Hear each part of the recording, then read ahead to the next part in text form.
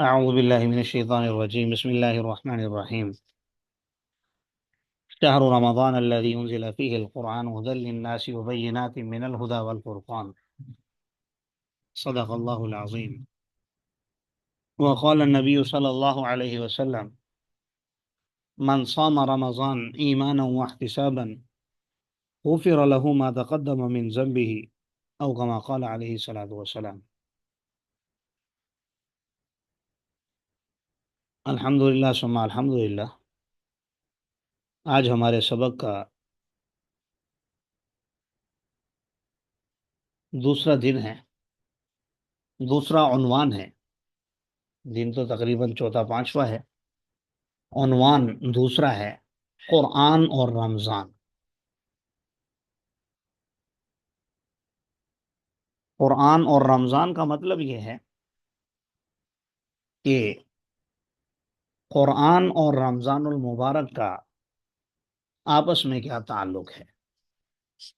قرآن رمضان المبارک کے بارے میں ہمیں کیا کیا حکم دیتا ہے، کیا ہمیں تفصیلات مہیا کرتا ہے. سب سے پہلے اللہ تبارک و تعالیٰ کا قول یہاں آپ نے دیکھا لکھا ہوا ہے شہر رمضان الذی انزل فیہ القرآن. بڑا گہرا تعلق ہے قرآن اور رمضان کا. رمضان کا وہ مہینہ جس میں قرآن پاک نازل کیا گیا. آیت کی تفسیر میں زیادہ نہیں جاؤں گا کیونکہ وہ مقصود نہیں ہے یہاں. اصل مقصود وہ قرآن اور رمضان کا آپس میں تعلق ہے. تو وہ تعلق یہ ہے کہ قرآن پاک کا نزول 2 مرتبہ ہوا ہے.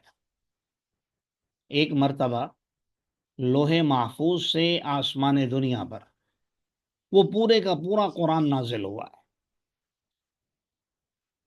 رمضان المبارک کے مہینے میں آخری عشرے میں شب قدر میں، اب وہ 21 کو ہوئی، 23 کو، 25 کو، 27 کو راج قول کے مطابق، یا پھر 29 کو. تو جو بھی رات تھی شب قدر میں پورا قرآن پاک نازل کیا گیا لوح محفوظ سے آسمان دنیا پر.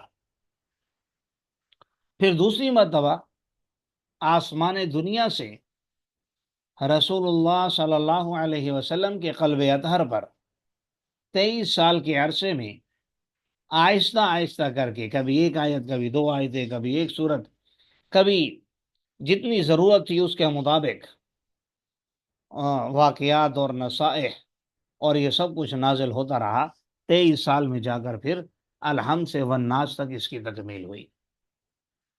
تو یہاں جو اللہ تبارک و تعالیٰ نے فرمایا شہر رمضان الذی انزل فیہ القرآن، تو ویسے مختلف آیات بھی نازل ہوئی ہیں دوسرے نزول میں، لیکن جو پہلا نزول ہے وہ رمضان المبارک کے مہینے میں ہوا، سارے کے سارے قرآن پاک کا. اس کو یہاں پر ذکر کیا گیا ہے. اور صرف قرآن نہیں، باقی بھی جتنی آسمانی کتابیں ہیں، تورات، انجیل اور زبور، وہ بھی راج قول کے مطابق رمضان المبارک کے مہینے میں انبیاء کو عطا کی گئی. بہرحال تو قرآن اور رمضان کا ایک تو سب سے گہرا تعلق یہ ہے کہ رمضان میں قرآن پاک نازل ہوا ہے. حدیث مبارکہ میں بھی نبی کریم صلی اللہ علیہ وسلم نے ارشاد فرمایا من صام رمضان ایمانا واحتسابا غفر له ما تقدم من ذنبه. بلکہ یہاں پر روایت میں اختصار ہے، دوسری روایت میں من قام و صام، جس نے رمضان المبارک کے مہینے میں قیام کیا اور روزہ رکھا. قیام سے مراد قیام اللیل یعنی تراویح کی نماز. تو جس نے تراویح کی نماز کا اہتمام کیا، اور ظاہر ہے تراویح کی نماز میں کیا پڑھتے ہیں؟ قرآن پاک. اس میں اصل مقصود قرآن پاک کی تلاوت ہے، قرآن سننا سنانا ہے. رسول اللہ صلی اللہ علیہ وسلم بھی رمضان المبارک کے مہینے میں حضرت جبرائیل علیہ الصلوۃ والسلام کے ساتھ قرآن پاک کی دور کیا کرتے تھے. تو گویا رمضان المبارک کا مہینہ قرآن اسی میں نازل ہوا، اور یہ مہینہ ہے ہی قرآن پاک کی تلاوت کرنے کا مہینہ. ہاں، یہ ساتھ شرط رکھ دی، ایمان و احتسابا. مومن تو الحمدللہ ہم سب ہیں. احتساب کا کیا معنی ہے؟ احتساب کا معنی ثواب کی نیت سے، یعنی آپ کا مقصد کوئی دنیاوی مفادات کا حصول نہ ہو، آپ کا مقصد کسی کو خوش کرنا نہ ہو، آپ کا مقصد کسی کے دباؤ میں آ کر تراویح کی نماز پڑھنا یا تلاوت کرنا نہ ہو، یا قرآن سننا سنانا نہ ہو، بلکہ فقط اللہ کی رضا کے لیے ہو. یہ نہیں کہ اگر میں نہیں پڑھوں گا تو گھر والے کیا کہیں گے، یا نمازی اعتراض کریں گے، یا فلاں یوں کہیں گے، فلاں یوں کہیں گے.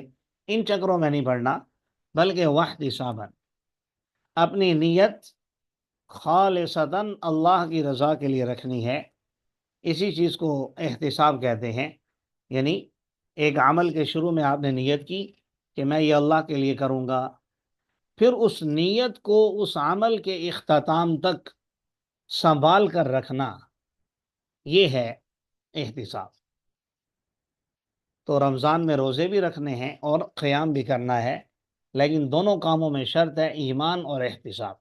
آگے ترجمے میں یہ لکھا ہے کہ نبی کریم صلی اللہ علیہ وسلم نے ارشاد فرمایا، جس شخص نے ایمان اور احتساب کے ساتھ رمضان کا روزہ رکھا، اس کے پچھلے تمام گناہ معاف کر دیے جائیں گے.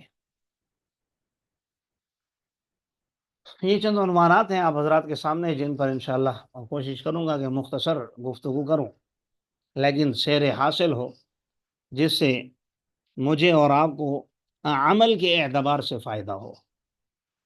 کیونکہ اصل اس پڑھنے پڑھانے کا مقصد یہی ہے کہ اللہ تعالی ہمیں عمل کرنے کی توفیق عطا فرمائے، کیونکہ عمل سے زندگی بنتی ہے، جنت بھی جہنم بھی. یہ خاکی اپنی فطرت میں نہ نوری ہے نہ ناری. تو سب سے پہلا عنوان ہے فضائل رمضان، رمضان کے فضائل. تو سب سے بڑی فضیلت تو آپ آیت کریمہ میں دیکھ چکے، شہر رمضان الذی انزل فیہ القرآن، کہ رمضان المبارک کا مہینہ ایسا ہے جس میں اللہ تبارک و تعالی نے قرآن پاک کو نازل فرمایا ہے. سب سے بڑی تو اس کی فضیلت یہی ہے. اور اسی رمضان کا ذکر کرتے ہوئے، روزوں کا ذکر کرتے ہوئے، اللہ تعالیٰ نے بیچ میں ایک آیت ذکر کی، وَإِذَا سَأَلَكَ عِبَادِي عَنِّي فَإِنِّي قَرِيبٌ، کہ جب آپ سے میرے بندے سوال کریں کہ میں کہاں ہوں، تو آپ انہیں بتا دیجئے کہ میں ان کے بالکل قریب ہوں، بالکل ان کے پاس ہوں. تو رمضان المبارک کے مہینے میں یہ قرب انسانوں کو اور بھی زیادہ حاصل ہو جاتا ہے. شرط یہ ہے کہ وہ اپنی توجہ اللہ کی طرف مبذول کریں. اگر نہ کریں تو پھر وہ رمضان میں بھی حاصل نہیں ہوتی اور اس کے علاوہ بھی حاصل نہیں ہوتی. بلکہ اس کی فضیلت میں میرے ذہن میں ایک حدیث مبارکہ آئی. نبی کریم صلی اللہ علیہ وسلم ایک مرتبہ مسجد میں تشریف لائے اور پہلی سیڑھی پر آپ نے قدم رکھا، فرمایا آمین. ممبر پر دوسری پر فرمایا آمین، تیسرے پر پھر فرمایا آمین. پھر آپ نے اپنا خطبہ دیا، نماز پڑھائی. نماز کے بعد صحابہ کرام رضوان اللہ علیہ اجمعین نے پوچھا، یا رسول اللہ، آج آپ نے ایک ایسا عمل کیا ہے کہ آج سے پہلے کبھی نہیں کیا. فرمایا کیا؟ فرمایا آپ نے 3 دفعہ آمین کہا. فرمایا بات یہ ہے کہ میرے پاس جبرائیل امین علیہ الصلوۃ والسلام تشریف لائے علیہ السلام، اور انہوں نے 3 دعائیں مانگی. پہلی مرتبہ کہا کہ ہلاک ہو جائے وہ شخص جس کے سامنے آپ کا نام نامی آئے اور وہ آپ پر درود نہ بھیجے. سب کہہ دیجئے صلی اللہ علیہ وسلم۔ تو آپ صلی اللہ علیہ وسلم نے ارشاد فرمایا، میں نے کہا آمین۔ پھر دوسرا جملہ اس نے کہا کہ ہلاک ہو جائے وہ انسان جو اپنے ماں باپ میں سے کسی ایک کو یا دونوں کو بڑھاپے کی حالت میں پائے اور ان کی خدمت کر کے اپنے لیے جنت نہ کما سکے۔ تو میں نے کہا آمین۔ اور تیسرا جو ہمارے متعلق ہے یہاں پر رمضان المبارک کے، فرمایا کہ جبرائیل علیہ السلام نے کہا ہلاک ہو جائے وہ انسان جو جس کی زندگی میں رمضان المبارک کا مہینہ آئے اور وہ اس میں عبادات اور ریاضات کا اہتمام کر کے اللہ کو راضی نہ کر سکے، اپنے لیے جنت نہ کما سکے، تو ایسا شخص بھی ناکام و نامراد ہو جائے۔ تو نبی کریم صلی اللہ علیہ وسلم نے فرمایا آمین۔ اب جہاں دعا کرنے والے سید الملائکہ جبرائیل علیہ الصلاۃ والسلام ہوں اور آمین کہنے والے محمد الرسول اللہ صلی اللہ علیہ وسلم سید البشر بلکہ سید الکونین تمام جہانوں کے سردار، تو اب ان کی آمین ہو تو اس دعا کی قبولیت میں کیا شک رہ جاتا ہے۔ تو بہرحال عنوان تھا فضائل رمضان۔ تو یہ اپنے لیے جنت کمانے کا مہینہ ہے، یہ سیزن ہے نیکیوں کا، اللہ کی رحمتوں کو سمیٹنے کا مہینہ ہے۔ اس لیے یہاں جو مخل ہے ہماری زندگی میں، عام طور پر ہمارا نفس تو ہمارے پاس ہی ہے، لیکن دوسرا بڑا دشمن یعنی شیطان، اس لیے اس کو بھی قید کر لیا جاتا ہے۔ نبی کریم صلی اللہ علیہ وسلم نے ارشاد فرمایا اتاکم رمضان شہر مبارک، تمہارے پاس مبارک مہینہ آ چکا ہے رمضان المبارک کا، اور یہ ایسا مہینہ ہے کہ فرض اللہ علیکم صیامہ، اللہ تعالیٰ نے اس میں تم پر اس کے روزے فرض کر دیے ہیں، اور اس مہینے میں تفتح فیہ ابواب السماء، آسمان کے دروازے کھول دیے جاتے ہیں، اور وتغلق فیہ ابواب الجحیم، جہنم کے دروازے بند کر دیے جاتے ہیں، وتغل فیہ مردۃ الشیاطین، جو بھی بات میں نے عرض کی کہ شیاطین جو سرکش قسم کے ہیں، ویسے تو ہر قسم کے بند کیے جاتے ہیں، لیکن سرکش جو بھاگنے کی کوشش کرتے ہیں، وہ چاہتے ہیں کہ ہمیں بند نہ کیا جائے، لیکن ظاہر ہے اللہ کی دسترس سے باہر تو کوئی نہیں ہے، تو فرمایا ان تمام کو قید کر لیا جاتا ہے۔ للہ فیہ لیلۃ خیر من الف شہر، فرمایا اس مہینے میں، اللہ کے اس مہینے میں ایک ایسی رات بھی ہے جو 1000 مہینوں سے افضل ہے، وہی رات جس میں قرآن پورے کا پورا نازل ہوا، شب قدر، رمضان المبارک کے بالکل آخری عشرے کے تاک راتوں میں، 21، 23، 25، 27 اور 29۔ آخر میں جو جملہ ارشاد فرمایا من حرم خیرہا فقد حرم، جو شخص رمضان المبارک کے مہینے کی برکتوں سے محروم ہو گیا تو یہ سچی میں محروم ہو گیا، یعنی یہ ہر طرح کی خیر سے محروم ہو گیا جو رمضان کے اندر خیر حاصل نہیں کر سکا۔ تو اس لیے اس بات کا اہتمام کرنا چاہیے، رمضان المبارک کے مہینے میں جتنا ہو سکے عبادات اور ریاضات کا۔ اس کے ساتھ ساتھ ایک اور فضیلت حدیث مبارکہ میں آتی ہے رمضان المبارک کی، جس میں 7 شوال کے 6 روزوں کا بھی ذکر کیا۔ فرمایا من صام رمضان ثم اتبعہ ستا من شوال، جو رمضان کے روزے رکھے اور شوال کے 6 روزے، کان کصیام الدہر، تو یہ ایسے ہوگا جیسے اس نے زمانے بھر، زندگی بھر کے روزے رکھے ہیں، اس نے اپنے ہمیشہ کے لیے روزے رکھے ہیں، یہ اس کے لیے ایسے ہی ہو جائے گا۔ یہ بات آپ نے یقیناً اس لیے ارشاد فرمائی کیونکہ قرآن پاک میں ہے من جاء بالحسنۃ فلہ عشر امثالھا، کہ جو نیکی کرتا ہے تو نیکی اسے 10 گنا کر کے ملتی ہے، اس کا یعنی بدلہ۔ تو اب سال میں 360 دن ہیں اسلامی، یعنی مہینے کے مطابق، تو جو 300 ہیں اس کے مقابلے میں تو وہ 30 ہو گئے رمضان کے روزے، باقی جو 60 بچے اس کے لیے شوال کے 6 روزے ہو گئے، یعنی 10 گنا اس کا ثواب ملے گا۔ تو اس طرح کر کے اگر کوئی 36 روزے یہ رکھ لے تو اس کا مطلب یہ ہے کہ اس نے اپنی پوری زندگی روزوں میں گزاری ہے، تو یقیناً یہ بہت بڑی فضیلت ہے۔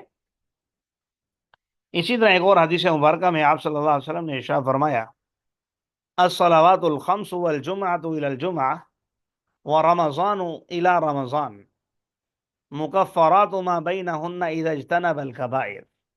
صحیح مسلم کی حدیث ہے، نبی کریم صلی اللہ علیہ وسلم نے فرمایا کہ جو انسان 5 نمازوں کا اہتمام کر لے اور جمعے سے جمعہ یعنی جمعے کی نمازوں کا بھی اہتمام کرے اور ان کے درمیان جو نمازیں ہیں یعنی روزانہ کی 5 ان کا بھی اہتمام کرے، اور رمضان سے رمضان تک درمیان میں بھی نفل روزے رکھتے رہے اور رمضان کے روزوں کا بھی اہتمام کرے، تو فرمایا ان کے درمیان جتنے بھی گناہ ہوتے ہیں تو یہ چیزیں یعنی نماز روزہ ان کے لیے کفارہ بن جاتا ہے، لیکن شرط یہ ہے اذا اجتنب الکبائر، جب یہ کبیرہ گناہوں سے بچنے کا اہتمام کرتا رہے، یعنی بڑے گناہوں سے اپنے آپ کو بچائے، تو چھوٹے چھوٹے گناہ وہ نماز پڑھنے سے، روزہ رکھنے سے، جمعے کی نماز ادا کرنے سے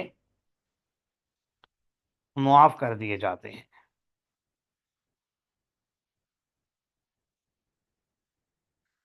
جی، دوسرا عنوان ہے رمضان اور قرآن کا آپس میں گہرا تعلق ہے۔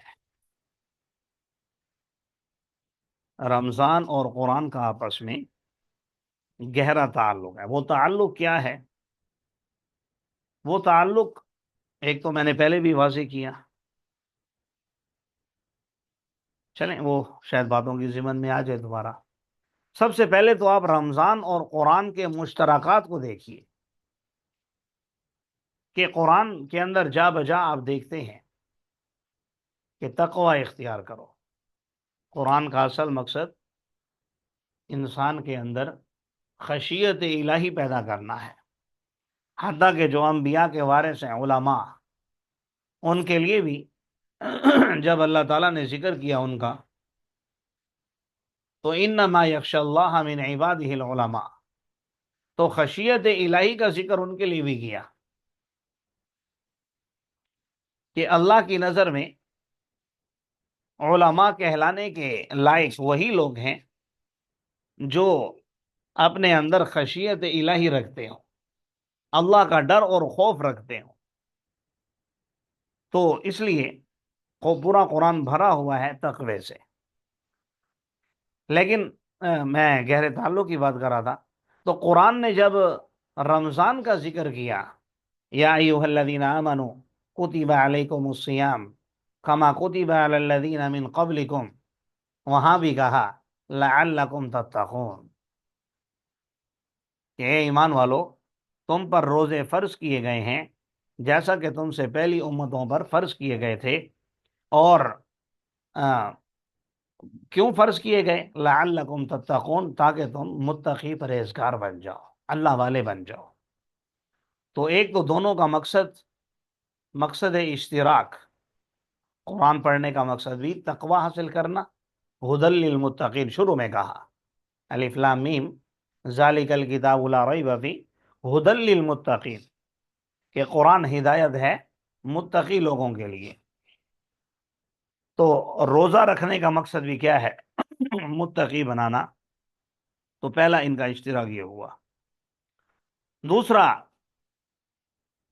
ان کا اشتراک ہے شفاعت۔ حدیث مبارکہ ہے، نبی کریم صلی اللہ علیہ وسلم نے ارشاد فرمایا کہ روزہ اور قرآن قیامت کے دن انسان کی سفارش کریں گے انسان کی سفارش کریں گے، اور چیزوں کا ذکر بھی ہوگا، لیکن یہ دو چیزیں ایسی ہیں جس کا رسول اللہ صلی اللہ علیہ وسلم نے ایک ہی موقع پر ذکر کیا، اس لیے ان کا اشتراک میں نے آپ کے سامنے ذکر کیا ہے کہ روزہ اللہ تبارک و تعالی سے درخواست کرے گا، انی منعتہ الطعام والشہوات، کہ اے اللہ میں نے ان کو دن کے وقت اپنی خواہشات پوری کرنے سے اور کھانے پینے سے روکے رکھا، لہذا فشفعنی فیہ، اس کے بارے میں میری سفارش آپ قبول کیجئے۔ دوسری طرف قرآن کہے گا منعتہ النوم باللیل، اے اللہ میں نے رات کو ان کو سونے سے روکے رکھا، یہ تراویح میں، تہجد میں، قیام اللیل میں قرآن کی تلاوت کرتے رہے، میری تلاوت کرتے رہے، فشفعنی فیہ، میری اس کے بارے میں سفارش قبول کیجئے، تو اللہ تبارک و تعالی دونوں کی سفارش کو قبول فرما لیں گے۔ لیکن دیکھیں، سفارش تو اس کے لیے ہے جو قرآن پڑھنے کا اہتمام کرتا ہے، رمضان کے اندر اپنی خواہشات سے بچتا ہے۔ جو نہیں بچتا تو وہ اپنے گریبان میں جھانک لے کہ اس کے لیے کیسے یہ سفارشی بنیں گے۔ بہرحال میں وقت ختم ہو چکا ہے تقریباً، میں عرض کرتا ہوں تاکہ عنوانات مکمل ہو جائیں۔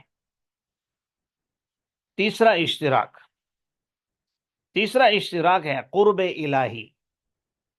جس طرح قرآن پڑھنے سے اللہ کا قرب حاصل ہوتا ہے، ایسے ہی روزہ رکھنے سے بھی اللہ کا قرب حاصل ہوتا ہے۔ نبی کریم صلی اللہ علیہ وسلم نے فرمایا، بلکہ حدیث قدسی ہے، اللہ تبارک و تعالیٰ کا ارشاد ہے کہ میں خود ہی روزے کا بدلہ ہوں۔ بدلہ ہونے کا مطلب یہ ہے کہ میں خود اس کا بدلہ دوں گا، اس کا بدلہ کسی اور کے حوالے نہیں ہوگا۔ اسی طرح ایک تعلق میں نے پہلے عرض کیا کہ رمضان میں قرآن پاک کا نزول اور سابقہ کتب کا بھی کتب سماویہ کا نزول، یہ بھی قرآن کا اور رمضان کا تعلق ہے، ایک اشتراک ہے کہ اللہ تعالیٰ نے اس مبارک مہینے کا انتخاب فرمایا اور اس میں قرآن پاک نازل فرمایا۔ آگے عنوان ہے کہ ہم رمضان مبارک پھر کیسے گزاریں۔ تو جو اب تک میں نے تقریباً 15-20 منٹ جو میں نے تقریر کی ہے، احادیث نبویہ اور آیات کریمہ تلاوت کی ہیں، تو اس کے مطابق اپنی زندگی گزارنی چاہیے، بالخصوص رمضان المبارک کا مہینہ۔ کم از کم گناہوں سے بچنے کا تو مکمل اہتمام ہو، کیونکہ رمضان کے مہینے میں شیاطین تو قید ہو گئے۔ اب اگر کوئی گناہ کرتے ہیں تو اس کا مطلب یہ ہے کہ یہ آپ کا اپنا گناہ ہے، جو پورا سال ہم شیطان کے کھاتے میں ڈال دیتے تھے کہ شیطان نے مجھے اس پہ ابھارا اور مجھ سے یہ گناہ کرا دیا، فلاں ہو گیا فلاں ہو گیا،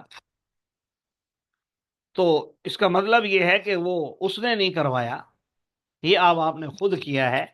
آپ اپنے ذاتی طور پر اتنے گندے ہو چکے ہیں کہ آپ گناہوں سے نہیں بچ سکتے، لہذا یہ جائزہ لینے کا بہترین وقت ہے۔ اپنا جائزہ لیجئے، گناہوں سے پاک رمضان گزاریے تاکہ اس کا اثر اگلے 11 مہینوں پر بھی پڑے۔ باقی یہ عنوان میں نے یہاں لکھا تھا رمضان اور صحت کا، اس کا مقصد یہ تھا لکھنے کا کہ ہمارے ہاں جو سحری میں تو اتنا نہیں ہوتا، افطاری میں زیادہ بد پرہیزی ہوتی ہے، تو اس کا خیال کرنا چاہیے۔ پکوڑے، سموسے اور اس طرح کی چیزیں، ویسے تو رمضان کی برکت سے یہ چیزیں نقصان نہیں دیتی اگر استعمال کر بھی لیں، لیکن یہ دیکھیے کہ اپنی طبیعت کو، اپنے معدے کو، اپنے آپ کو، کہ آپ اس میں سے کتنا برداشت کر سکتے ہیں، کتنا کھا سکتے ہیں، اس کے مطابق کھائیں۔ زیادہ کھانا نہ کوئی پسندیدہ عمل ہے اور نہ ہی کوئی سنت ہے، اور نہ ہی حضور صلی اللہ علیہ وسلم نے اس کی کوئی ترغیب دی ہے، بلکہ حضور نے تو کم کھانے کی ترغیب دی ہے۔ ہمارے ہاں افطار پارٹیاں چلتی ہیں اور گھر میں زیادہ سے زیادہ اہتمام کرنے کی کوشش کی جاتی ہے، ایک نقصان اس کا یہ بھی کہ پڑوسی کے گھر میں کھانے کے لیے روٹی نہیں ہوتی۔ تو اعتدال سے رمضان اور صحت، اعتدال سے۔ آج کے سائنسدان تو یہ تحقیقات کر رہے ہیں کہ رمضان کے روزے رکھنے سے انسان میں کینسر کا خاتمہ ہوتا ہے۔ ایک کہیں رپورٹ میں نے پڑھا تھا یا دیکھا تھا، سنا تھا۔ تو کینسر کا خاتمہ ہو رہا ہے، روزے رکھنے کا یہ ایک فائدہ ہے۔ اور ہم مسلمان ہیں کہ اس رمضان کے روزوں کو اپنے لیے بسا اوقات اپنی کسی غلطی سے وبال کا ذریعہ بنا لیتے ہیں۔ تو اس لیے نبی کریم صلی اللہ علیہ وسلم نے کتنی سادگی سے زندگی گزاری اور کتنی سادہ تعلیمات دی۔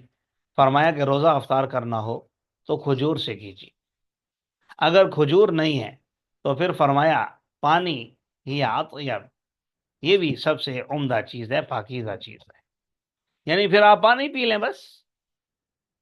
آج ہمارے ہاں 3-4 قسم کے پھل ہیں، 3-4 قسم کے پکوڑے سموسے ہیں، 3-4 قسم کا پانی ہے، 3-4 قسم کے سالن کی ڈشیں بنی ہوئی ہیں، چاول بنے ہوئے ہیں، پتہ نہیں کیا کیا ہم اللہ کی نعمتیں کھا رہے ہیں، اور اللہ کا شکر ادا بھی نہیں کرتے اور اپنی صحت کا خیال بھی نہیں کرتے۔